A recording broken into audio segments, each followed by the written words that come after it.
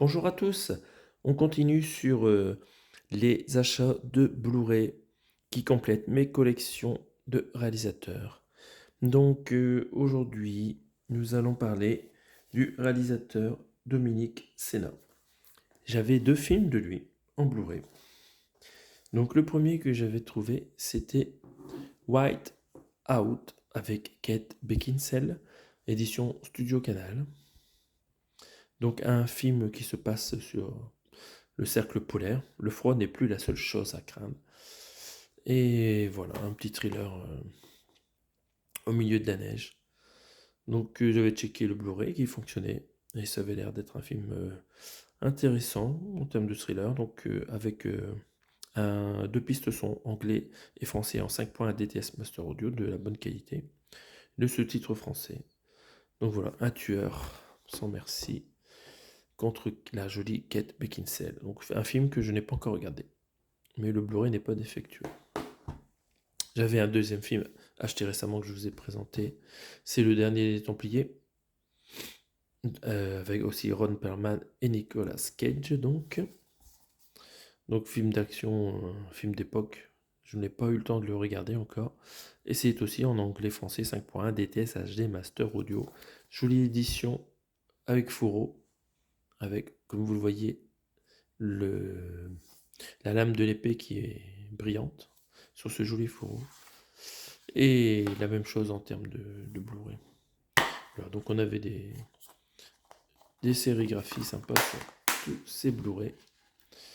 Hop, donc c'est du Metropolitan.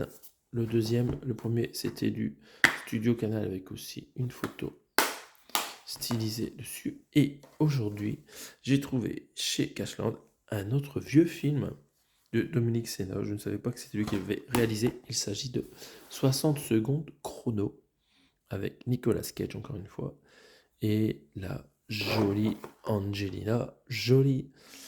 Film que j'ai vu il y a très longtemps. Donc il est pas mal ce Blu-ray parce qu'il propose la piste anglais en PCM 5.1, donc non compressé, le français en DTS 5.1, beaucoup de formats de son.